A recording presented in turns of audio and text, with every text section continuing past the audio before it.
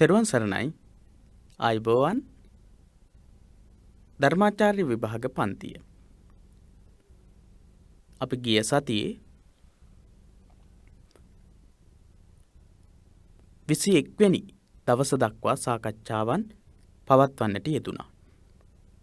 බදාදා දවස තමයි තේරවාද බුද්ධ ධර්මයේ මූලික ඉගැන්වීම් කියන පොතට සහ පාඩම් වලට අදාළව සාකච්ඡාවන් සිදු කරන දවස අද දවස.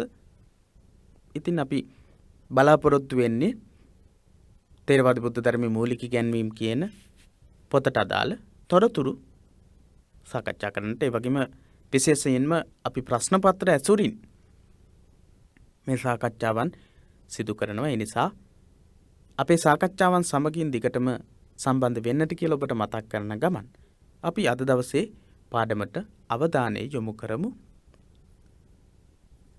ඔබට මතක ඇති මේ සලකුණ අපේ පිරිවෙන දහම් පාසල YouTube නාලිකාව සහ Facebook පිටුව. ඒ ඔස්සේ තමයි, ඒ වගේම සමූහයක් තියෙනවා පිරිවෙන දහම් පාසල කියලා. ඒ ඔස්සේ තමයි මේ සියලු පාඩම් අපි ඉදිරිපත් කරන්නේ. දහම් පාසල් ධර්මාචාර්ය විභාගය සඳහා අපි එකතු වෙලා ඉන්න ධර්මාචාර්ය විභාග පන්ති එකමුතුව අපේ සමූහය. මේ සියලුම සම්බන්ධතාවයන් එක්ක ඔබට පුළුවන් මේ පාඩම් මාලාවට සම්බන්ධ වෙන්නට.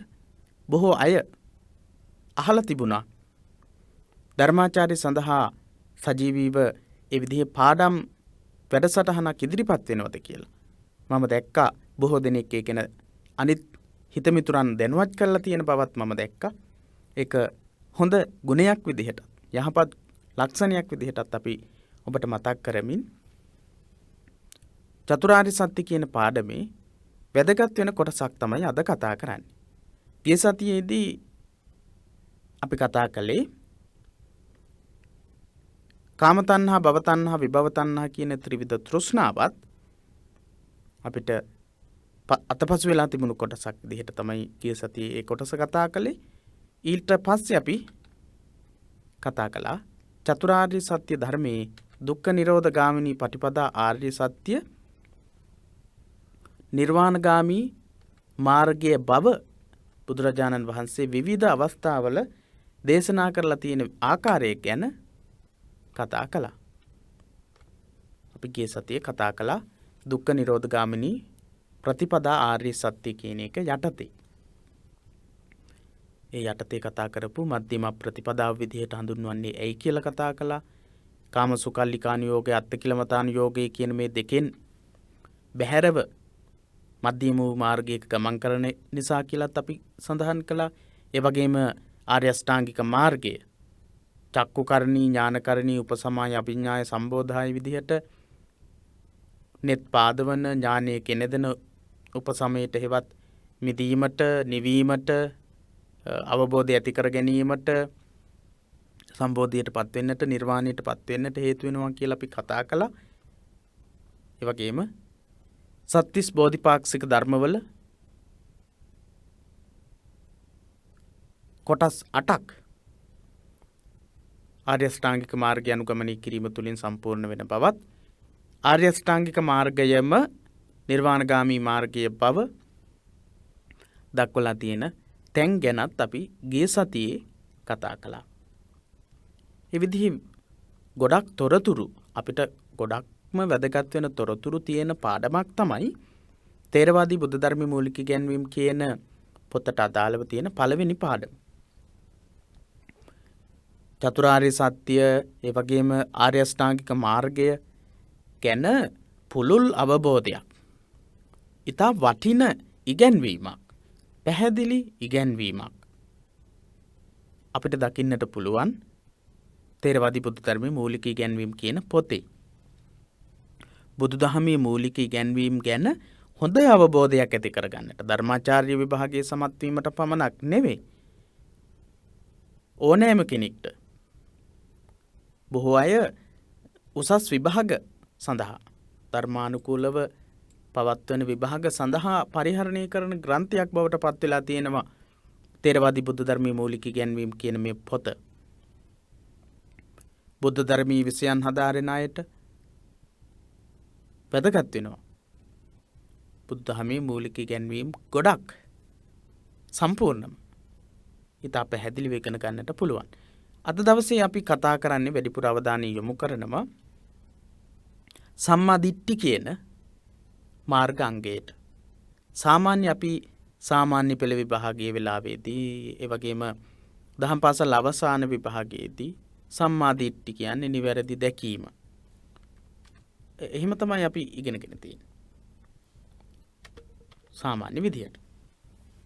ධර්මාචාර්ය විභාගයට මුහුණ දෙන්නට තේරවාදී බුද්ධ ධර්මයේ මූලික ඉගැන්වීම් කියන පාඩම යටතේ චතුරාර්ය සත්‍ය ධර්මයේ තුල ඉගැන්වෙන හතරවෙනි ආර්ය සත්‍ය වන දුක්ඛ නිරෝධ ගාමිනී පටිපදා ආර්ය සත්‍ය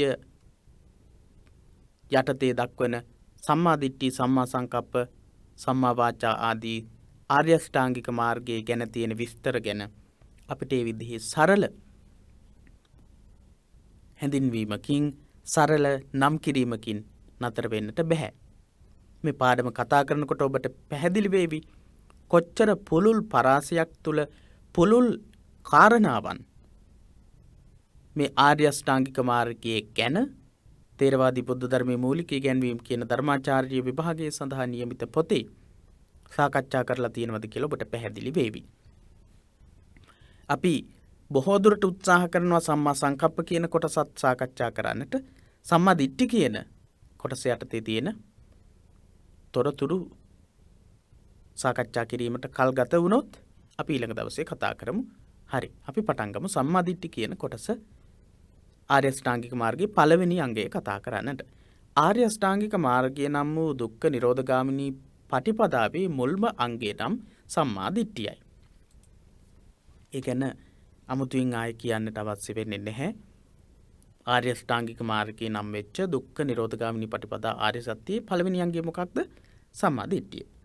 කෙටි සටහන් ලියා ගන්නට විශේෂ කාරණාවන් ලියා ගන්නට පොතක් පෑනක් අරගෙනම මේ සාකච්ඡාවන් වලට සම්බන්ධ වෙන්නට කියලාත් ඔබට මතක් කරනවා. වෙනමම නැවත මේ පාඩම් මුල ඉඳලා කියවලා කෙටි සටහන් නිර්මාණය කරගන්නට අවශ්‍ය වෙන්නේ නැහැ. මේ සාකච්ඡාවනුත් එක්කම ඉදිරියට යනකොට ඔබට ඉතාමත් පැහැදිලි කෙටි සටහනක් නිර්මාණය කරගන්නට පුළුවන්. අවබෝධයත් එක්ක. සමහර අය උත්සාහ කරන්නේ කවුරු හරි හදලා දුන්නු කෙටි සටහනක් පාවිච්චි කරලා මේ ගැන අවබෝධ කරගන්න තේරුම් ගන්න. ඒක සාර්ථක ක්‍රමයක් නෙවෙයි, සාර්ථක වැඩක් නෙවෙයි. සාර්ථක වෙන්නේ මේ විදිහට ගුරුවරයෙක් යටතේ හොඳින් මේ පාඩම් හදාරමින් අධ්‍යයනය කරමින් ස්වයං අධ්‍යයනයක යෙදෙමින් සටහනක් නිර්මාණය කරගන්න එක. මෙම අංගයෙහි ඇති විශේෂත්වය ධර්මයේ නිතර සඳහන් වී තිබේ.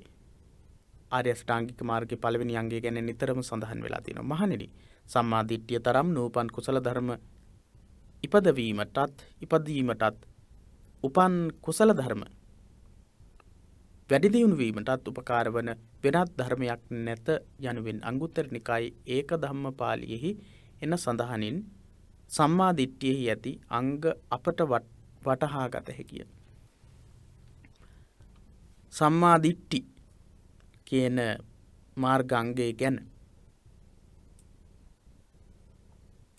අංගුත්තර නිකායේ ඒක ධම්මපාලි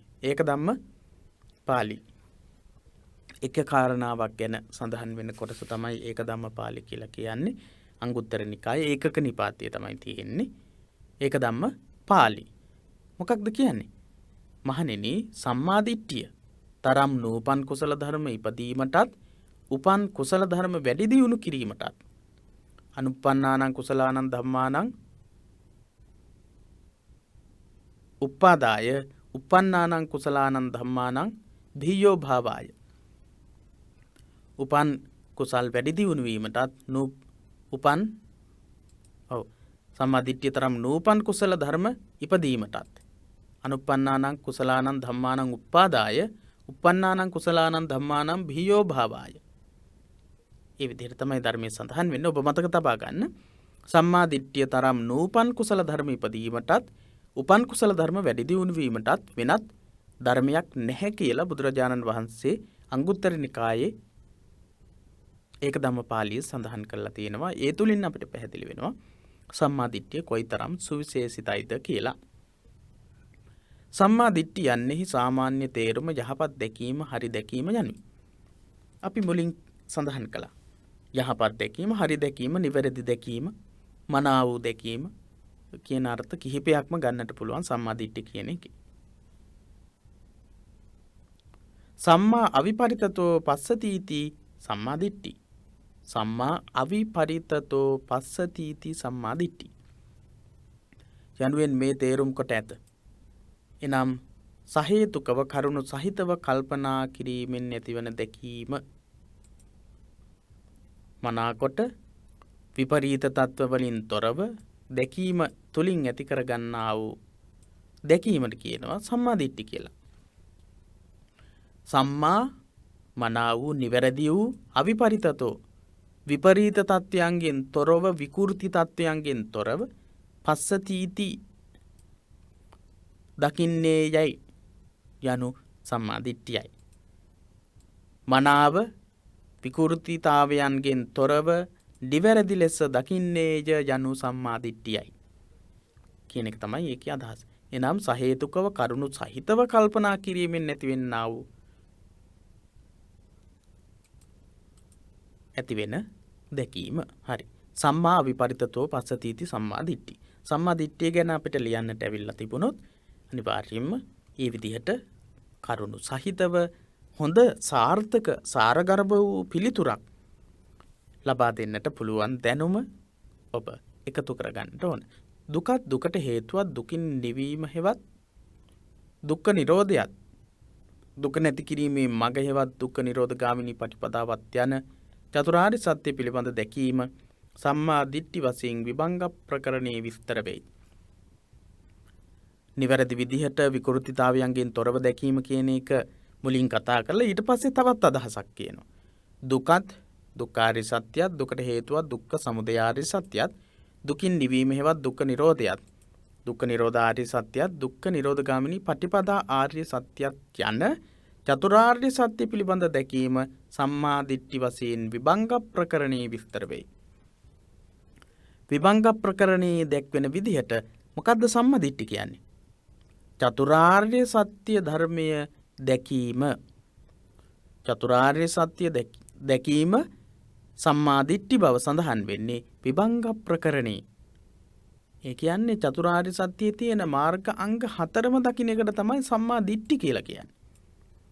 4වෙනි මාර්ගාංගයේ පළවෙනි අංගයේ විතරක් නෙවෙයි විභංග ප්‍රකරණේ කියන විදිහට විස්තර කරන විදිහට දුක්ඛාරිය සත්‍ය, දුක්ඛ සමුදයාරිය සත්‍ය, දුක්ඛ නිරෝධාරිය සත්‍ය, දුක්ඛ නිරෝධ ගාමිනී පටිපදාරිය සත්‍ය කියන චතුරාර්ය සත්‍යම දකින්න එකට කියනවා සම්මා දිට්ඨි කියලා.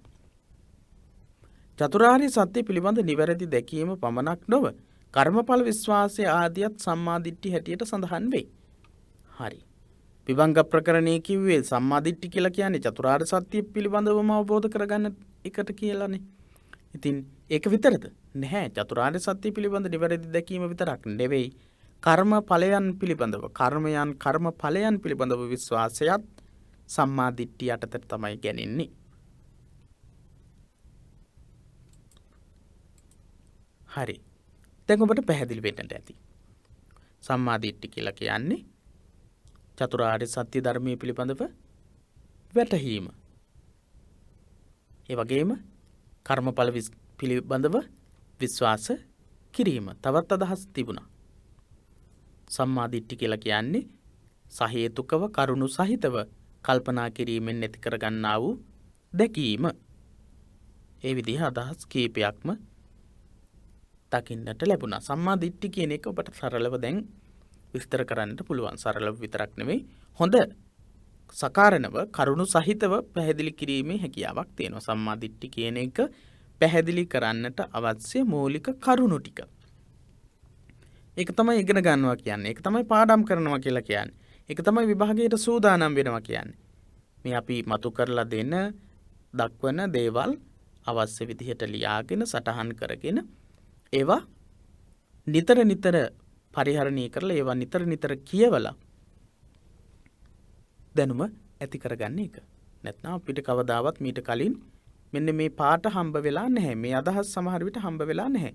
එහෙනම් මොකද කරන්නට ඕන? සම්මා අවිපරිතතෝ පස්සතීති සම්මා දිට්ඨි. මේක අපිට පළවෙනි වතාවට නම් හම්බ වුණේ. ඒක මතක තබා ගැනීම සඳහා අපිට උපක්‍රම පාවිච්චි කරන්නට වෙනවා. කීප වතාවක් ඒවා කියවන්නට වෙනවා. එහෙම තමයි දැනුම ඇති කරගන්නේ. ඒ වගේම මතකයේ හිරඳවා ගන්න. ඊළඟට මහා චත්තාරීසක සූත්‍රයේහි සම්මා දිට්ඨිය කොටස් දෙකකට බෙදා දක්වා ඇත. ප්‍රශ්නයක් අහන්නට පුළුවන්. මහා චත්තාරීසක සූත්‍රයේහි සම්මා දිට්ඨිය දක්වා ඇති ආකාර දෙක මොනවාද කියලා. හරි. පළවෙනි එක සාසව පුඤ්ඤ භාගීය උපදි වේපක්ක සම්මා දිට්ඨි. මහා චත්තාරීසක සූත්‍රයේ සම්මා දිට්ඨිය කොටස් දෙකකට වර්ග කරලා දක්වලා තියෙනවා. පළවෙනි එක සාසව පුඤ්ඤ භාගීය උපදි වේපක්ක සම්මා දිට්ඨිය. දෙවෙනි එක අරිය අනාසව ලෝකුත්තර මග්ගංග සම්මා දිට්ඨිය. මත් එක්කම මම කියවනකොට කියවන්න. මේවා සමහර අය හිතාගෙන ඉන්නවා කියවන්නේ නැතිව එකවරම අපිට ලියන්නට පුළුවන් කියලා. එහෙම බෑ. ඒවා කියන්නට ඕන.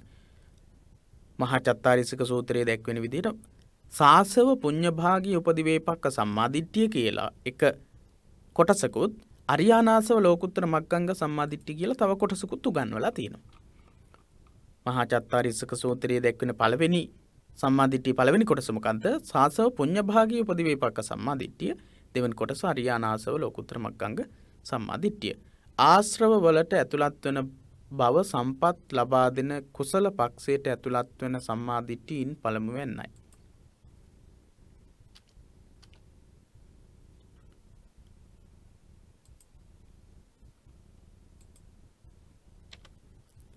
ආශ්‍රව වලට ඇතුළත් වන ආශ්‍රව වලට ඇතුළත් වෙන කියලා කිව්වේ කෙලෙස් වලට ඇතුළත් වෙන.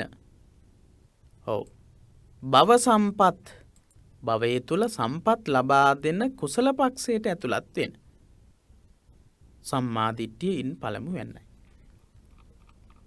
සාසව පුඤ්ඤ භාගීය උපදි වේපක්ක. සාසව කියලා කියන්නේ කෙලෙස් සහිත වෙච්ච. පුඤ්ඤ භාගීය කුසල ශක්තියිනුත් අන්තර්ගත වෙන. කුසල ශක්තියිනුත් ඇතුළත් වෙන උපදි වේපක්ක සම්මා දිට්ඨිය කියලා දක්වනවා. සාසව පුඤ්ඤ භාගීය ආශ්‍රව වලට ඇතුළත් වන භව සම්පත් ලබා දෙන සම්මා දිට්ඨිය. ආශ්‍රවයන් සහිතයි. කෙලෙස් සහිතයි. හැබැයි යහපත් දැක්මක් ඒ තුල තියෙනවා. කෙලෙස් සහිතයි. සම්මා දිට්ඨිය එහෙම කොටස් දෙකක් යටතේ තියෙන්න පුළුවන්. අපි තවත් ඉස්සරහට කතා කරනකොට ඒක හොඳට පැහැදිලි වෙයි ඔබට. දසවස්තුක සම්මා දිට්ඨිය යනුවෙන්ද කම්මස්සකතා සම්මා දිට්ඨිය යනුවෙන්ද මෙම ධර්මයේහි විස්තර වේ. මෙය ධර්මයේහි විස්තර වේ. කොහොමද? සාසව පුඤ්ඤ භාගී උපදි වේපක්ක සම්මා දිට්ඨිය ධර්මයේ තුල දසවස්තුක සම්මා දිට්ඨිය විදිහටත් කම්මස්සකතා සම්මා දිට්ඨිය විදිහටත් හඳුන්වනවා. සම්මා දිට්ඨිය ගැන කතා කළා. ඊට පස්සේ සම්මා දිට්ඨිය මහා චත්තාරීසක සූත්‍රයට අනුව කොටස් දෙකකට වෙන් වෙනවා කියලා කිව්වා. සාසව පුඤ්ඤ භාගී උපදි වේපක්ක සම්මා දිට්ඨියයි අරියානාසව ලෝකුත්තර මග්ගංග සම්මා දිට්ඨියයි කියලා. සාසව පුඤ්ඤ භාගී සම්මා දිට්ඨිය ගැන තමයි අපි දැන් මේ කතා කරමින් ඉන්නේ. සාසව පුඤ්ඤ භාගී උපදි වේපක්ක සම්මා දිට්ඨිය ගැන තමයි මේ කතා කරන්නේ.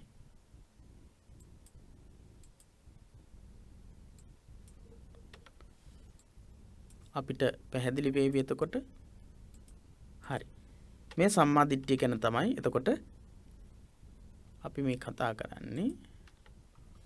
ආශ්‍රව වලට ඇතුළත් වෙන බව සම්පත් ලබා දෙන කුසල පක්ෂයට ඇතුළත් වෙන සම්මා දිට්ඨිය තමයි සාසව පුඤ්ඤ භාගී උපදි වේපක්ක සම්මා දිට්ඨිය කියන මේ සම්මා දිට්ඨිය.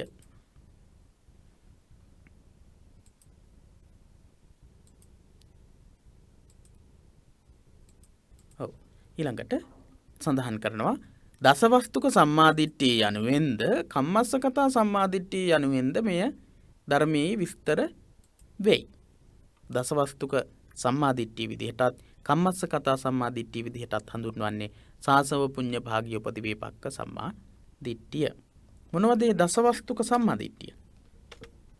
ඒ වස්තු 10 කරුණු 10 දුන් දෙහි විපාක ඇත, පිදීමෙහි විපාක ඇත, ගුණවතුන්ට පුද පඳුරු යැවීමෙහි විපාක ඇත, සුසිරිත් දුසිරිත්හි විපාක ඇත, මෙලොව ඇත, පරලොව ඇත, මවට කරන ලද හොඳ නොහොඳ දෙකෙහි විපාක ඇත, පියාට කරන ලද හොඳ නොහොඳ දෙකෙහි විපාක ඇත, මව්පියන් නොමැතිව ඕපපාතිකව පහළවන්නා වූ සත්ව කොට්ටාසයක් ඇත,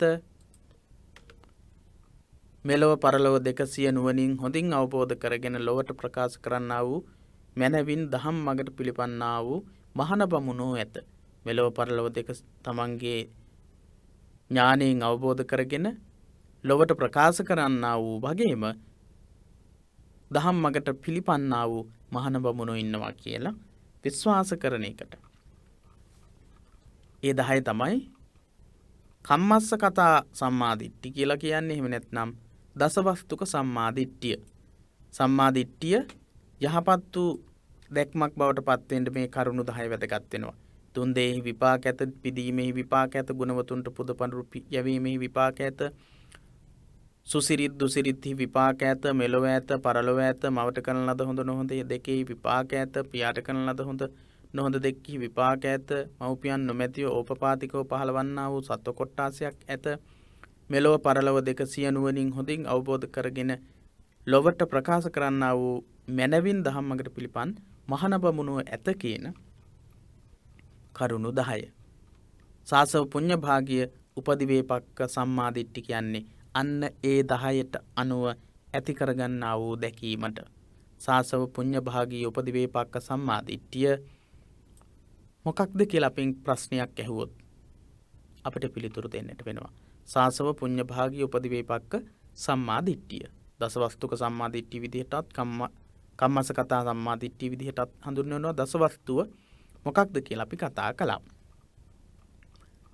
ඊළඟට තියෙන තොරතුරු වලට අපි මේ 10 දසවස්තුක සම්මාදිට්ඨිය හේවත් කම්මස්සකතා සම්මාදිට්ඨිය නම් වෙයි. මේ 10 තමයි කම්මස්සකතා සම්මාදිට්ඨිය කියලා කියන්නේ. Taman යම් කර්මයක් කළහොත් එහි විපාක විඳීමේ වගකීම Taman වෙත පැවරෙනවා යන පිළිගැනීම හැටියටද මේ හැඳින්විය හැකිය. Taman යම් විදිහේ කර්මයක් කළොත් ඒකේ විපාක Tamanට විඳින්න සිද්ධ වෙනවා කියලා විශ්වාස කරන එක තමයි මෙතනදී අදහස් කරන්නේ. එමෙන්ම මේ එක් අතකින් බලන විට සිතීමේ පදනම හැටියටත් හැඳින්විය හැකියි. සිතීමේ පදනම විදිහටත් මේක දක්වන්නට පුළුවන්. දෙවනුව සඳහන් කළ අරිය අනාසව ලෝකුත්තර මග්ගංග සම්මාදිට්ඨිය බුද්ධ ශාසනයේ පමණක් දක්නට ලැබෙන්නේකි. බුද්ධ ශාසනයේ පමණක් දකින්නට ලැබෙන මහා චත්තාරීසක සූත්‍රයේ සඳහන් වෙන සම්මාදිට්ඨිය මොකක්ද? අරිය අනාසව ලෝකුත්තර මග්ගංග සම්මා දිට්ඨිය. අරිය අනාසව ලෝකුත්තර මග්ගංග සම්මා දිට්ඨිය. මහා චත්තාරීසක සූත්‍රයේ උගන්වන දෙවෙනි සම්මා දිට්ඨිය දෙවෙනි අවස්ථාව. සෝවාන් ආදී ලෝකෝත්තර සිත්වල පමණක් පහළවන්නකි. අරිය අනාසව ලෝකුත්තර මග්ගංග සම්මා දිට්ඨිය පහළ වෙන්නේ මොන සිත්වලද? සෝවාන් සකු르දාගාමි අනාගාමි අරහත් ආදී ලෝකෝත්තර සිත්වල විතරයි මේ සම්මා දිට්ඨිය පහළ වෙන්නේ. අපි සඳහන් කරනවා යහපත් දැක්මක් යහපත් දැකීමෙන් ක්‍රියා කරන්නට ඕන. ආයතනයක් වෙන්න පුළුවන්. ඒ වගේම ඉගෙන ගන්නකොට නිවැරදි දැකීමකින් ඉගෙන ගත්තේ නැත්නම් ඉගෙන ගන්නට හම්බ වෙන්නේ නැහැ. ඒක මොන සම්මා දිට්ඨියටද ආයත් වෙන්නේ? සාසව පුඤ්ඤ භාග්‍ය උපදි වේපක්ක සම්මා දිට්ඨියට. මේ අපි කතා කරන අරිය අනාසව ලෝකුත්තර මග්ගංග සම්මා දිට්ඨිය අපිට ඇති වෙන්නේ නැහැ. අපිට ඇති කරගන්නට බෑ. ඒක ඇති වෙන්නේ සෝවාන් සකු르දාගාමි අනාගාමි අරියත් කියන මාර්ග ඵලවලටපත් වෙච්ච උතුමන් වහන්සේලාට. පුද්ගලයෙකු සෝවාන් ඵලයටපත් වීමෙන්ම නියම සම්මා දිට්ඨි තත්වයටපත් වේ. නියම සම්මා දිට්ඨි තත්වයටපත් වෙන්න එහෙනම් අඩුම තරමින් සෝවාන්වත් වෙන්නට ඕන. පුද්ගලයෙකු සෝවාන් ඵලයටපත් වීමෙන් නියම සම්මා දිට්ඨි තත්වයටපත් වේ. එහෙම නැත්නම් අපි කොච්චර සම්මාදිට්ඨිය ඇති කරගත්තා කියලා කතා කළත් සාසව පුඤ්ඤ භාගී උපදිවේපක්ක සම්මාදිට්ඨියට පමණයි අපටපත් වෙන්නට පුළුවන්කම තියෙන්නේ. නිවැරදි සම්පූර්ණ සම්මාදිට්ඨියක් ඇති වෙන්නට නම් අරි අනාසව ලෝකුත්තර මග්ගංග සම්මාදිට්ඨියකටපත් වෙන්නට නම් අපි මොකද කරන්නට ඕන? සෝවාන් තත්වයටවත් අඩුම තරමින්පත් වෙන්නට ඕන. මජ්ක්‍ධිම නිකායේ සම්මාදිට්ඨි සූත්‍රයේ මෙසේ විස්තර වෙයි. මේ පොත්වල වැදගත්ම කාරණයක් තමයි දැන් බුදුදහමේ මූලික ඉගැන්වීම් පොතේ නම. ඉතින් මේ මූලික ඉගැන්වීම් උගන්වනකොට සාකච්ඡා කරනකොට අපිට බුදුහාමුදුරුවෝ මේවා මෙන්න මේ සූත්‍රේ මෙන්න මේ නිකායේ මේ සූත්‍රයේදී තමයි මෙහෙම කියලා තියෙන්නේ කියන දැනුමත් අනිවාර්යයෙන්ම තියෙන්නට වෙනවා. එහෙම නැත්නම් තේරවාදී බුද්ධ ධර්මයේ මූලික ඉගැන්වීම් කොහොමද බුදුහාමුදුරුවෝ මේවා උගන්වලා තියෙන්නේ කියලා සකාරණව කරුණු සහිතව අපිට සූත්‍ර දේශනා සම්බන්ධ කරලා ඉගෙන ගන්නට හෝ තවත් කාට හරි කියලා දෙන්නට හෝ අවස්ථාවක් ලැබෙන්නේ නැහැ. ඒ නිසා මේ සූත්‍ර දේශනාවන් සඳහන් නොකර එහෙනම් මෙතන විස්තරේ විතරක් දක්වන්නට තිබුණා. එහෙම කරලා නැත්තේ මොකක් නිසාද? මේ සූත්‍ර ඇසුරින් අපි කරුණු ඉදිරිපත් කරන්නට යම් කුසලතාවයක් හැකියාවක් ඇති කරගත යුතු නිසා. මජ්ක්‍ධිම නිකායේ සම්මා දිට්ඨි සූත්‍රයේ මෙන්න මේ වගේ සඳහනක් තියෙනවා. මජ්ක්‍ධිම නිකායේ දැන් අපි කතා කරන්නේ සම්මා දිට්ඨිය ගැන. සම්මා දිට්ඨි කියලා සූත්‍රයක් තියෙනවා මජ්ක්‍ධිම නිකායේ සම්මා දිට්ඨි සූත්‍රය. අකුසල් කවරේද? කුසල් මුල් කවරේද? කුසල් කවරේද? කුසල් මුල් කවරේද?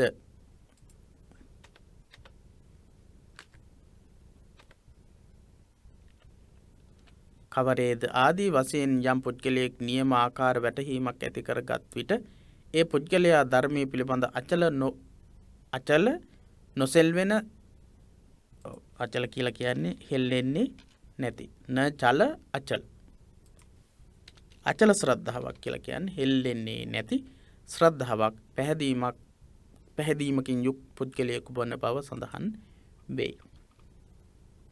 අකුසල් මොනවද? කුසල් මුල් මොනවද? කුසල් මොනවද? කුසල් මුල් මොනවද? මේ විදිහට පුද්ගලයෙක් නියමාකාරී වැටහීමක් ඇති කරගත්තට පස්සේ ධර්මයේ පිළිබඳව අචල ශ්‍රද්ධාවකට අචල විශ්වාසයකට පත් වෙනවා කියලා. එහෙනම් ධර්මයේ ගැන අචල ශ්‍රද්ධාවකට පත් වෙන්න තියෙන්න ඕන දේ මොකක්ද? සම්මා දිට්ඨිය. සම්මා දිට්ඨිය කියන්නේ කුසල් මොනවද? කුසල් මුල් මොනවද? අකුසල් මොනවද? අකුසල් මුල් මොනවද? කුසල් මොනවද? කුසල් මුල් මොනවද කියලා දැනගන්න එක. ලෝභ දෝෂ මොහ, අලෝභ දෝෂ මොහ කියන මේ කුසල මූල සහ අකුසල මූල, කුසල් අකුසල් හඳුනා ගන්න එක. එහෙම නැත්නම් සම්මා දිට්ඨියටපත් වීම, ශ්‍රද්ධාව ඇතිවීමට අචල ශ්‍රද්ධාව උපදවා ගන්න හේතු වෙනවා කියලා සඳහන් වෙලා තියෙනවා. මජ්ක්‍ධිම නිකායේ සම්මා දිට්ඨි සූත්‍රයේ තමයි මේ සඳහන් වෙන්නේ. එමෙන්ම චතුරාර්ය සත්‍ය පිළිබඳව ඇති සැටියෙන් දක්නා නුවණක් යමෙකුට ඇතනම් ඔහු සම්මා දිට්ඨියෙන් යුත් පුද්ගලයෙකු ලෙස එහි සඳහන් වේ. මජ්ක්‍ධිම නිකායේ සම්මා දිට්ඨි සූත්‍රයේම තවත් අදහසක් තියෙනවා. චතුරාර්ය සත්‍ය පිළිබඳව ඇති සැටියෙන් දක්නා නුවණක් යමෙකුට ඇතනම් චතුරාර්ය සත්‍ය පිළිබඳව දක්නා නුවණක් චතුරාර්ය සත්‍ය ගැනම නිවැරදි දැකීමක් ඇති කරගන්න එක තමයි සම්මා දිට්ඨි කියන්නේ කියලාත් අපි මුලින් කතා කළා. චතුරාර්ය සත්‍ය පිළිබඳව ඇති සැටියෙන් දක්නා නුවණක් යම් කිසි කෙනෙක්ට තියෙනවා නම් ඔහු සම්මා දිට්ඨියෙන් යුක්ත පුද්ගලයෙකු විදිහට හඳුන්වනවා. මොන සූත්‍රයේද? මජ්ක්‍ධිම නිකායේ සම්මා දිට්ඨි සූත්‍රය. පොදුවේ සලකන විට සම්මා දිට්ඨි සූත්‍රයට අනුව සම්මා දිට්ඨිය anu කරුණු සහිතව හේතු ඵල වශයෙන් බැලීමේදී ධර්මයන් පිළිබඳව ඇතිවන තත්වාකාර දැනීමයි. පොදුවේ අපි බලනකොට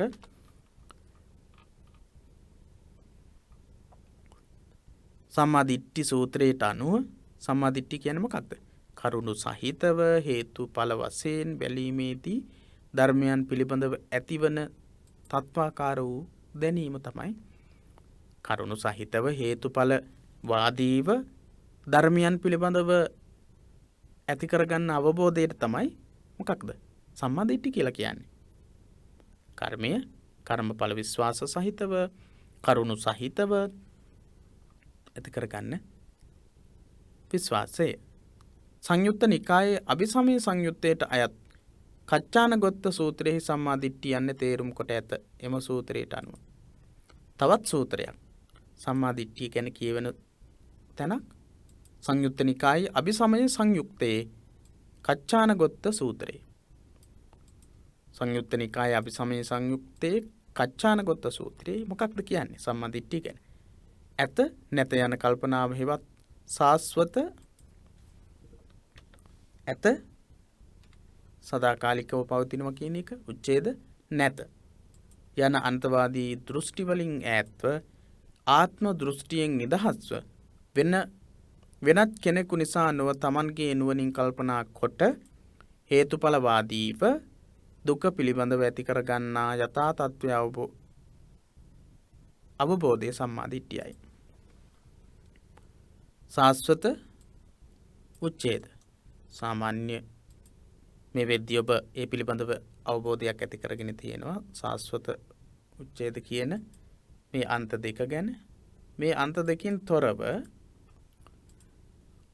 අන්තවාදී දෘෂ්ටි වලින් ඈත්ව අන්තවාදී මේ අන්ත දෙක ආත්ම දෘෂ්ටියෙන් නිදහස්ව ආත්ම කියන දෘෂ්ටියෙනුත් නිදහස් වෙනවා.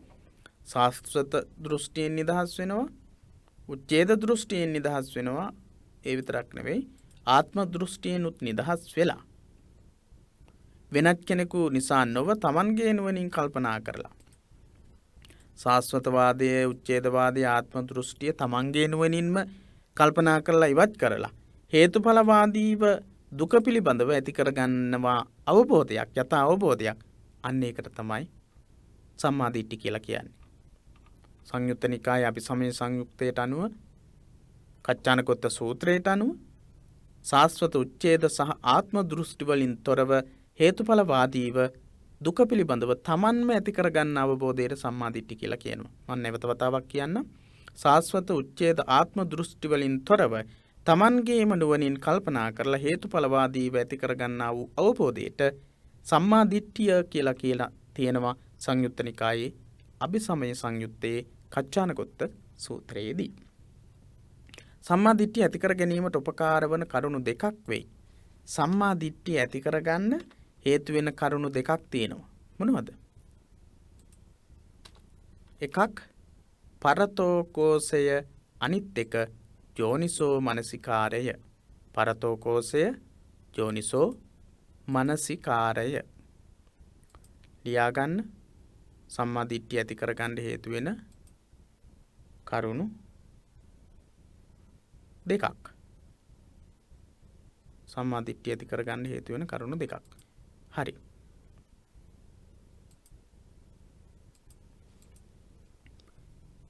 පරතෝකෝසය කියන්නේ මොකක්ද? පරතෝකෝසය කියවීම, ඇසීම තුළින් ලබන දැනුමයි. අපි කියවලා අහලා ඇති කරගෙන තියෙනවා දැනුමක්. අන්න ඒකට කියනවා පරතෝකෝසය කියලා. යෝනිසෝ මනසිකාරය යනු කරුණු සහිතව හේතුඵල ධර්මතාවට අනුකූලව මුලපටන් මෙනෙහි කිරීම, කල්පනා කිරීමයි. යෝනිසෝ මනසිකාරය කියලා කියන්නේ කරුණු සහිතව හේතුඵල ධර්මතාවයන් වලට අනුකූලව පිළිවෙලට මෙනෙහි කරන එක. යෝනිසෝ මනසිකාරය. පිළිවෙලින් පිළිවෙලට. හේතුඵලවාදීව දැන් අපි සත්වයා ගැන ගත්තොත් එහෙම අවිච්ඡා පත්‍යා සංඛාර, අවිද්‍යාව ප්‍රත්‍ය කරගෙන සංස්කාර, සංස්කාර ප්‍රත්‍ය කරගෙන විඥාන. ඔය විදිහට අපි කතා කරනවා, අපි මෙනෙහි කරනවා. අන්න ඒකට කියනවා යෝනිසෝ මනසිකාරය. එහෙම නැත්නම් දුකක් තියෙනවා, දුකට හේතුවක් තියෙනවා, දුක නැති කිරීමක් තියෙනවා, දුක නැති කිරීමේ මාර්ගයක් තියෙනවා. මේ විදිහට පිළිවෙලට මෙනෙහි කරන එකට කියනවා යෝනිසෝ මනසිකාරය කියලා. පරතෝකෝසය කියලා කියන්නේ කියවීම, ඇසීම තුලින් ඇති කරගන්න, බණ අහලා හෝ බණ පොත් කියවලා හෝ නේද? ඒ විදිහට ඇති කරගන්න අවබෝධයට කියනවා පරතෝකෝසය කියලා. මේට කලින් සඳහන් කළ මහා චත්තාරීස්ක සූත්‍රයේ සඳහන් වන අන්දමට සම්මාදිට්ඨිය ඇතිවීමෙන් ආර්ය අෂ්ටාංගික මාර්ගයේ අනෙක් අංගයන්ගෙන්ද පුද්ගලයා යුක්ත වෙයි. මහා චත්තාරීසක සූත්‍රයේ සඳහන් වෙන විදිහට සම්මාදිට්ඨිය ඇති වුණාට පස්සේ ආර්ය අෂ්ටාංගික මාර්ගයේ අනෙක් අංගයන්ගෙනුත් පුද්ගලයා යුක්ත වෙනවා. සම්මාදිට්ඨිය ඇති වූ විට සම්මා සංකප්ප ආදී සෙසු අංගද ඇති වෙන බව එයින් කියවේ. මහා චත්තාරීසක සූත්‍රයේ සඳහන් වෙනවා. සම්මා දිට්ඨිය සාසව පුඤ්ඤ භාග්‍ය සම්මා දිට්ඨිය සාසව පුඤ්ඤ භාග්‍ය උපදිවේපක්ක සම්මා දිට්ඨිය සහ අරිය අනාසව ලෝකුත්තර මග්ගංග සම්මා දිට්ඨිය කියන අංග දෙකම සම්පූර්ණ වශයෙන් සම්පූර්ණ වුණාම සම්මා සංකප්ප සම්මා වාචා සම්මා කම්මන්ත සම්මා ආජීව සම්මා වායාම සම්මා සති සම්මා සමාධි කියන මාර්ගාංග 8ම සම්පූර්ණ වෙන බව සඳහන් වෙනවා මහා චත්තාරීසක සූත්‍රයේ. ඒ නිසාම සම්මා දිට්ඨිය ආර්ය අෂ්ටාංගික මාර්ගයේ පූර්වාංගම ගමන් කරන්නක් හැටියට එම සූත්‍රයේ විස්තර වෙයි. ඇයි මේ ආර්ය අෂ්ටාංගික මාර්ගයේ පළවෙනි මංගයේ විදිහට සම්මා දිට්ඨිය දැක්වෙන්නේ? සීල සමාධි ප්‍රඥා කියන ත්‍රිශික්ෂාවට අනුව ආර්ය අෂ්ටාංගික මාර්ගය වර්ග කරනකොට සීල කියන එක දෙවණියට තියෙන්නේ.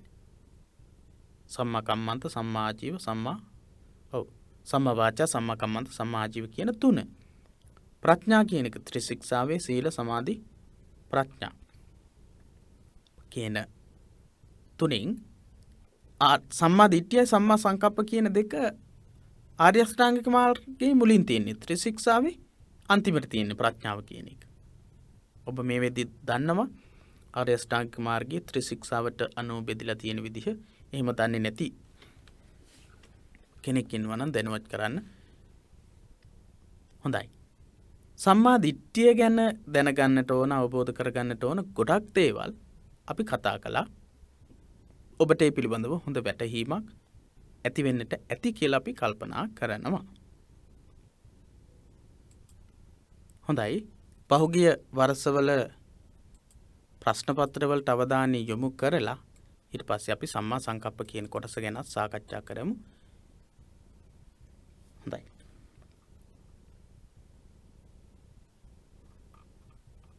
තේරවාදී බුද්ධ ධර්මයේ මූලික ඉගැන්වීම් කියන පාඩම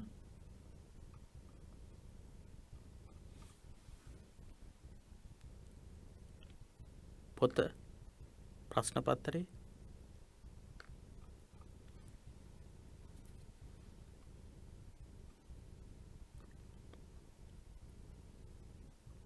හොඳයි. අපි ගිය සතියේදී මේ ප්‍රශ්නයට පිළිතුරු කතා කළා. නිර්වාණයත් නිර්වාණගාමී ප්‍රතිපදාවත් අයත් වන්නේ චතුරාර්ය සත්‍යයටමය. මෙම ප්‍රකාශය ආර්ය සත්‍ය දේශනාව මගින් පැහැදිලි කරන්නට කියලා. නිර්වාණයත් නිර්වාණගාමී ප්‍රතිපදාවත් අයිති වෙන්නේ චතුරාර්ය සත්‍යයට කියන කාරණාව. ඊළඟට අපි බලමු 2018-2019 අවුරුද්දේ මේ ගැන අහලා තියෙන ප්‍රශ්න මොනවද කියලා.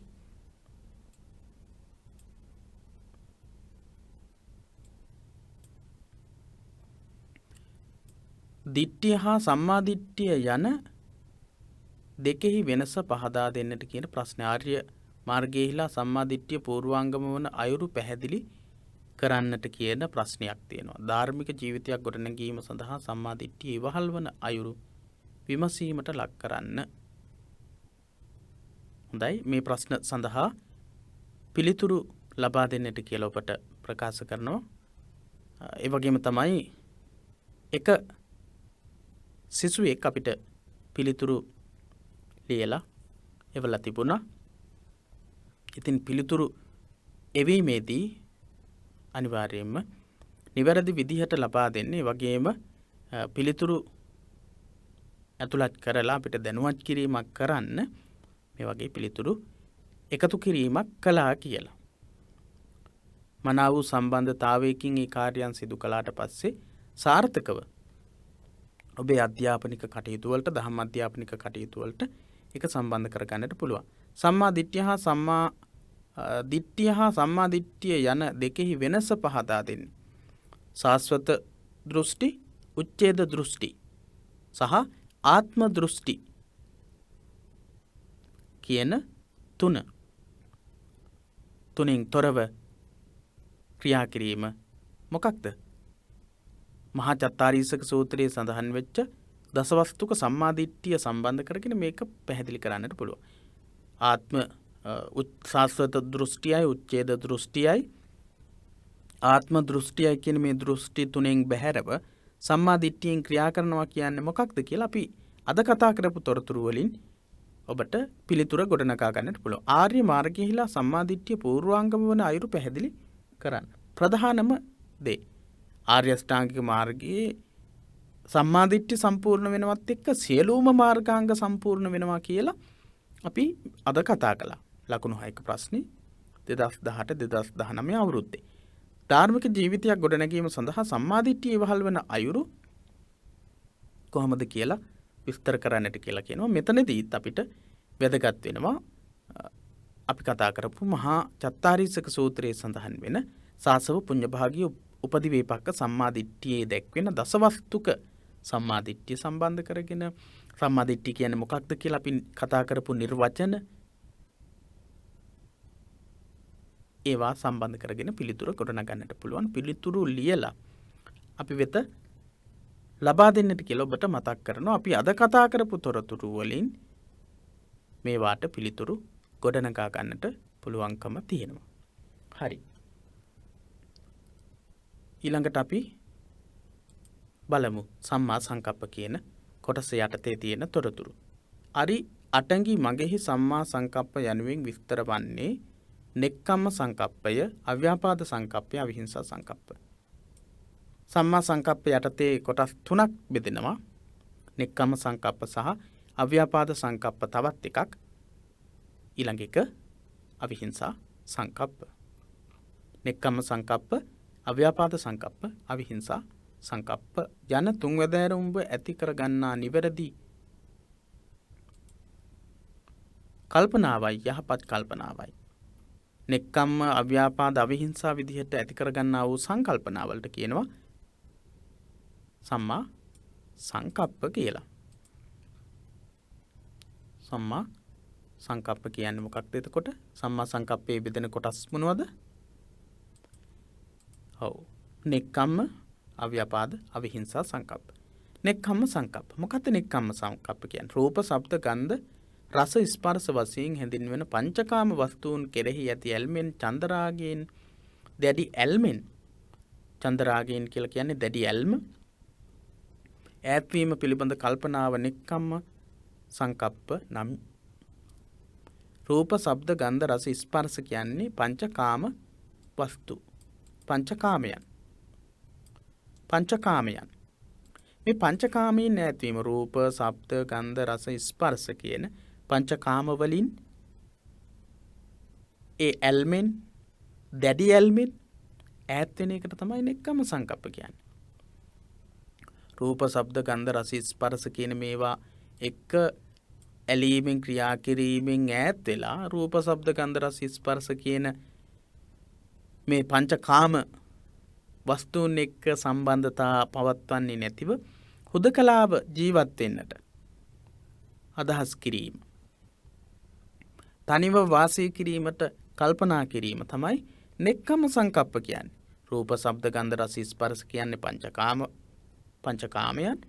මේ පංචකාම වස්තුන් පංචකාම වස්තුන් මේ වගේ ඈත් වෙලා හුදකලාව රාගයෙන් තොර වෙලා සිටින්නට කල්පනා කරන එක තමයි නෙක්ඛම්ම සංකප්ප කියලා කියන්නේ. කාම වස්තුන්ගේ ආස්වාදයත් එම කාම වස්තුන් සෙවීමට යාමේදී ඇතිවන දුක්ඛම් කටළු. ආස්වාද ආදීනව. ආස්වාද සහ ආදීනව.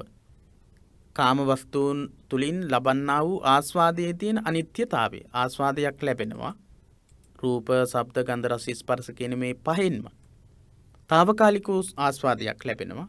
හැබැයි ඒක తాවකාලික ආස්වාදයක්. එම කාම වස්තුන් සෙවීමට යාමේදී ඇතිවන දුක්ඛම් කටළු.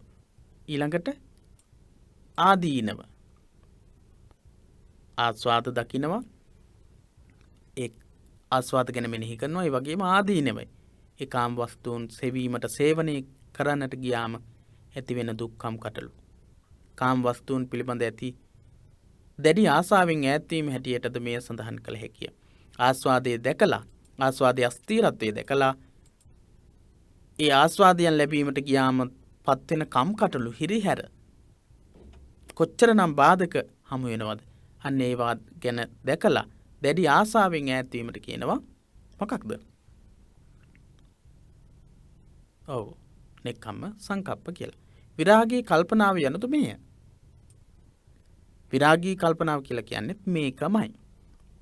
හරි. ඒක ඔබට නොතේරෙන තැනක් තියෙන්නට ඇති කියලා අපි විශ්වාස කරන්නේ නැහැ. ඒ කාරණාවන් ඉතාමත් පැහැදිලිව පාඩමේ සඳහන් වුණා. ඊළඟට සඳහන් වෙන්නේ මොකක්ද? ඔව්. අව්‍යාපාද සංකප්ප. අව්‍යාපාද සංකප්ප. ව්‍යාපාදයට විරුද්ධ කල්පනාව අව්‍යාපාද කල්පනාවයි.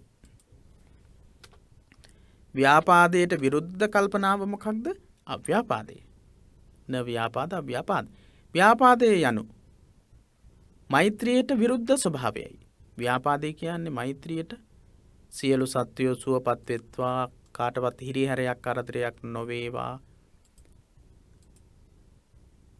කියලා ප්‍රාර්ථනා කරන එක නේ මෛත්‍රී සහගත සිතුවිලි කියලා කියන්නේ. ඒකට විරුද්ධ එකට මොකද කියන්නේ? ව්‍යාපාදේ කියලා. ව්‍යාපාදේ කියලා කියන්නේ අනිත් අයට හිරිහැර කරදර වෙන්නට කියලා හිතන එක, කොයි විදිහෙන් හරි විනාශයක් වෙන්නට කියලා එහෙම හිතන එකට තමයි කියන්නේ ව්‍යාපාදේ කියලා. ඒකට විරුද්ධ ස්වභාවයට කියන්නේ මොකක්ද? මෛත්‍රී කිරීම. සබ්බේ සත්තා භවන්තු සුඛිතාත්තා. සියලු සත්වයෝ සුවපත් වෙත්වා. සියලු සත්වයන්ට හිරිහැරයක් කරදරයක් නොවේවා කියලා එහෙම ප්‍රාර්ථනා කරන එකට තමයි මෛත්‍රිය කියලා කියන්නේ. අන්‍යෝ නැසෙත්වා වෙනසෙත්වා ආදී වශයෙන් කල්පනා කිරීම තමයි ව්‍යාපාදේ කියලා කියන්නේ. ඒ අනුව අව්‍යාපාද කල්පනාව කියන්නේ මොකක්ද? අනුන්ගේ විනාශය කල්පනා නොකොට අනුන් කෙරෙහි මෛත්‍රිය පතුරවන කල්පනාව. අනුන්ගේ විනාශය කල්පනා කරන්නේ නැතිව අනුන්ගේ මෛත්‍රිය, අනුන් කෙරෙහි අනුන්ට මෛත්‍රිය පතුරවන ස්වභාවයට කියනවා අව්‍යාපාද සංකප්ප කියලා. එහෙත් වචනයෙන් පමණක් සියලු සත්වයෝ නිදුක් වෙත්වා යනුවෙන් ප්‍රකාශ කිරීම අව්‍යාපාද කල්පනාව නෙවෙයි. වචනයෙන් විතරක් අපිට කියන්නට පුළුවන් සියලු සත්වයෝ සුවපත් වෙත්වා, කවුරුවත් කරදරයටපත් වෙන්න එපා, හැමෝටම යහපතක්ම වේවා කියලා එහෙම ප්‍රාර්ථනා කරන්න පුළුවන්. එහෙම වචනයෙන් විතරක් ප්‍රකාශ කරාට අව්‍යාපාද සංකල්පනාව වෙන්නේ නැහැ. එය මුළු හදින්ම මුළු සිතින්ම සිතට එකඟවම අවංකවම අනුන් කෙරෙහි මෛත්‍රිය, දයාව, කරුණාව ඇති කර ගැනීමෙන්ම අව්‍යාපාද සංකල්පනාව උපදවා ගත යුතුයි. හදවතින්ම ඇති වෙන්නට ඕන එක. කරණීයමෙත්ත සූත්‍රයේ සඳහන් වෙන අන්දමට ඕනොවුන්ට මෙත් පෙතරවීම අවශ්‍යය. එකිනෙකා අනිත් අයට මෛත්‍රී කරන්නට ඕන. අනිත් අයට මෛත්‍රී කරන්නට ඕන. අන්න අයටද ඕනොවුන් කෙරෙහි මෛත්‍රිය ඇති කොටගෙන ක්‍රෝධයෙන් තොරව ජීවත් වෙත්වා යනුවෙන්ද කල්පනා කිරීමෙන් නියම ව්‍යාපාද කල්පනාව ඇති වෙයි. නියම අව්‍යාපාද කල්පනාව ඇති වෙන්නේ කොහොමද? සියලුම සත්වයෝ කිසිම කරදරයකට, හිරිහැරයකට, බාධාවකටපත් නොවේවා කියලා හදවතින්ම ප්‍රාර්ථනා කිරීම තුළ. එහෙම ප්‍රාර්ථනා කරනකොට තමයි අව්‍යාපාද සංකල්පනාව අප තුළ වර්ධනය වෙන්නේ. අනිවාර්යයෙන්ම නිර්වාණ අවබෝධයට පත්වීමට අදහස් කරන, ධර්මය අවබෝධ කරගන්නට අදහස් කරන අයට මේ සංකල්පනා සම්පූර්ණ කරගන්නට වෙනවා. මොකද චතුරාර්ය සත්‍ය ධර්මය සම්පූර්ණ අවබෝධ කර ගැනීම නිර්වාණගාමී මාර්ගය තමයි මේ අපි කතා කරන්නේ. නිර්වාණගාමී මාර්ගයේ අනිවාර්යයෙන්ම නෙක්ඛම්ම සංකල්පනා, ඊට පස්සේ අව්‍යාපාද සංකල්පනා අපි ඇති කරගන්නට ඕනේ. එහෙම ඇති කරගත්තේ නැත්නම් නිවන් මාර්ගය අපි ගමන් කරන්නේ නැහැ. හරි. තුන්වෙනි සංකල්පනාව මොකද්ද? අවිහිංසා සංකප්ප. එනම් අනුන්ට හිංසා පීඩා නොකිරීමේ කල්පනාවයි. අනුන්ට හිංසා පීඩා නොකිරීමේ කල්පනාව. ඉස්සෙල්ලා අනුන්ට හිරිහැරයක්, කරදරයක් නොවේවා කියලා ප්‍රාර්ථනා කරපු එක. මෙතනදී කියනවා පීඩා නොකරන්නට, පීඩා නොකර ඉන්නට කල්පනා කරන එක. අන්‍යයන්ට හිංසා පීඩා නොකොට දුකටපත් වූවන්ට පිහිටවීමට කල්පනා කිරීම, හිංසා පීඩා කිරීමේ ආදීනව කල්පනා කිරීම, කරුණාව දැක්වීමේ අනුසස් කල්පනා කිරීම අවිහිංසා සංකල්පනාව වෙනවා. මොනවද? අන්‍යයන්ට හිංසා පීඩා නොකොට දුකටපත් වෙච්ච අයට පිහිට වෙන්න කල්පනා කරන එක. ආහාර පාන ආදී නැති අයට ආහාර පාන ටිකක් ලබා දෙන්න ඕන කොහොමද ලබා දෙන්නේ කියලා කල්පනා කරනවා. හිංසා පීඩා කිරීමේ ආදීනව, හිංසා පීඩා කළා මේ අය කරදරයටපත් වෙනවා. ඒ අය දුකටපත් වෙනවා. ඒ අය වේදනාවටපත් වෙනව නේද? ඒ විදිහට කල්පනා කරන එකට කියනවා විහිංසා සංකල්පනාව කියලා.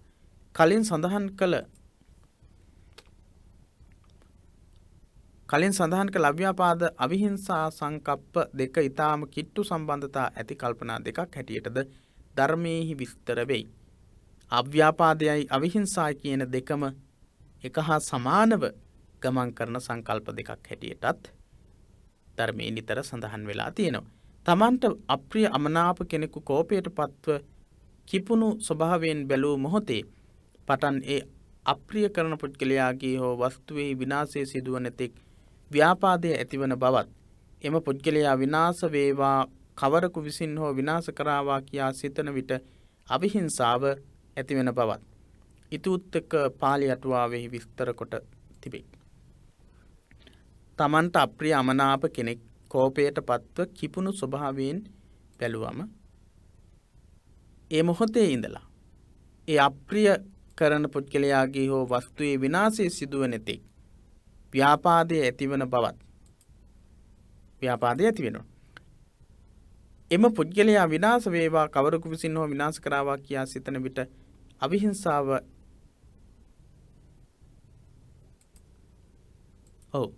මේ කොටසේ යම්කිසි පැටලිල් සහගත ස්වභාවයක් තියෙනවා. වැරදි සහගත ස්වභාවයක්. තමන්ට අප්‍රිය අමනාප කෙනෙකුට කෝපයට පත්වන කිපුණු ස්වභාවයෙන් බැලූ මොහොතේ තමන්ට අකමැති පුද්ගලයෙක් මොකද කරන්නේ? අප්‍රිය අමනාප කෙනෙක් කෝපයට පත් වෙලා කිපුණු ස්වභාවයෙන් තමන්ගේ දිහා බලනවා. ඒ වෙලාවේ පටන් අප්‍රිය කරන පුද්ගලයාගේ හෝ වස්තුවේ විනාශය සිදුවන තෙක් ඒ අප්‍රිය පුද්ගලයාගේ විනාශය සිද්ධ වෙන්නට ඕන කියලා තමන් කල්පනා කරනවා. ව්‍යාපාදයේ ඇතිවන බවත් එම පුද්ගලයා විනාශ වේවා කවරකු විසින් හෝ විනාශ කරාවා කියා සිතන විට අවිහිංසාව ඇති වෙන බවත් ඉතිඋත්තක පාළි අවිහිංසාව ඇති වෙන විදිහක් නැහැ. මොකද ව්‍යාපාදයේ ඇතිවන බවත් එම පුද්ගලයා විනාශ වේවා කවරකු විසින් හෝ විනාශ කරාවා කියා සිතන විට අවිහිංසාව නැති වෙන බවත් කියලායි එතන එන්නට ඕන පොතේ තියෙන්නේ ඇති වෙන බවත් කියලා. එහෙම විනාශ වේවා නැසේවා එහෙම කල්පනා කරනකොට අවිහිංසාවක් ඇති වෙන්නට හේතුවක් නැහැ. එහෙනම් ඒක නිවැරදි කරගන්න. ඉතිඋත්තක පාළි අටුවාවේ තමයි මේ විස්තරේ සඳහන් කරලා තියෙන්නේ. මේ නිසා අව්‍යාපාද අවිහිංසා දෙක ඊතා කිට්ටු සමාන ලක්ෂණ ඇති දුබලතා දෙකක් බවද දක්වතොත් අව්‍යාපාදේ හා අවිහිංසා සංකල්පනා දෙක එක්ව තමන් කරන බව පෙනේ. එක්ව ගමන් කරන බව පෙනේ.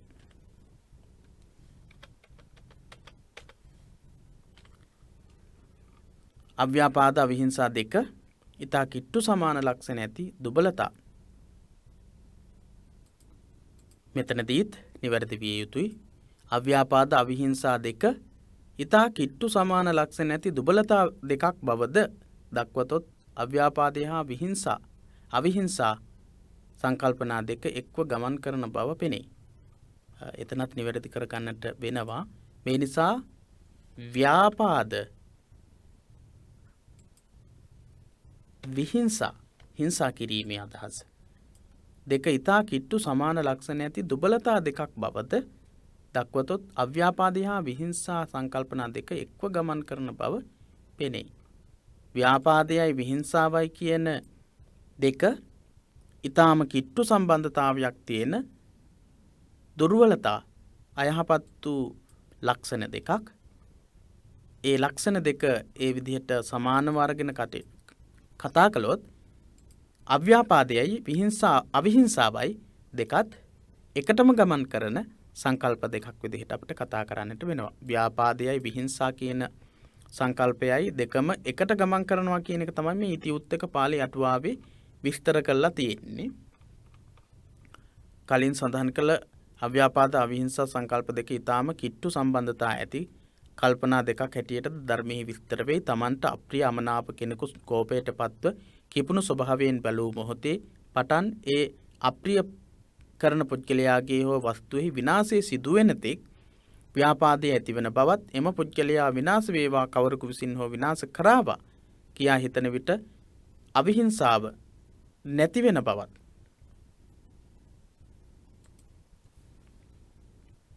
ඔව් එහෙම නැත්නම් මෙතන අපිට නිවැරදි කරගන්නට වෙනවා විහිංසාව ඇති වෙන බවත් ඉතිඋත්තක පාළි අටුවාවෙහි සඳහන් වෙයි කියලා. විහිංසාව ඇති වෙන බවත් අපි මේ අකුරු එකතු කරන තැන් වලට ඔබ නිවැරදි කර ගැනීමක් කරන්නට ඕන. මෙන්න මෙතන ඉතිඋත්තක පාළි අටුවාවේ විස්තර කොට තිබෙයි කියන අවසන් වෙන වාක්‍යයේ තියෙනවා අවිහිංසා කියලා වචනයක්. එතනට එන්නට ඕන විහිංසාව කියලා. හිංසා කිරීමේ අදහස. යම් කිසි කෙනෙක් අකමැති කෙනෙක් දැක්කට පස්සේ ඔහුව කවුරු හරි විනාශ කරාවා විනාශයටපත් වේවා කියලා අදහසක් ඇති වෙනවා.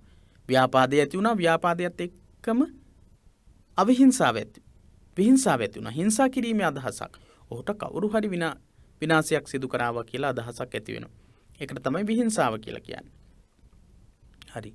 මේ නිසා ව්‍යාපාද විහිංසා දෙක ඊතා කිට්ටු සමාන ලක්ෂණ ඇති දුබලතා දෙකක් බවද දක්වතොත් අව්‍යාපාදය හා අවිහිංසා සංකල්පනා දෙක එක්ව ගමන් කරන බව සඳහන් කරන්නට පුළුවන්කම තියෙනවා. ඊළඟ දවසේ තමයි අපි සම්මා වාචා කියන කොටස සාකච්ඡා කරන්නේ. ඔබට අද දවසේදී සාකච්ඡා කරපු කොටසේ යම්කිසි ගැටලුවක් මතුවනා නම් අපැහැදිලිතාවයක් තිබුණා නම් තියෙනවා නම් ඒ ගැන අපි දැනවත් කරන්නට කියලා මතක් කරන ගමන් පිරිවෙන දහම් පාසල අපේ සියලු සම්බන්ධතාත් සමගින් අද දවසේ සාකච්ඡාව නිමා කරන්නටයි සූදානම්. ඔබට තෙරුවන් සරණ ප්‍රාර්ථනා කරනවා.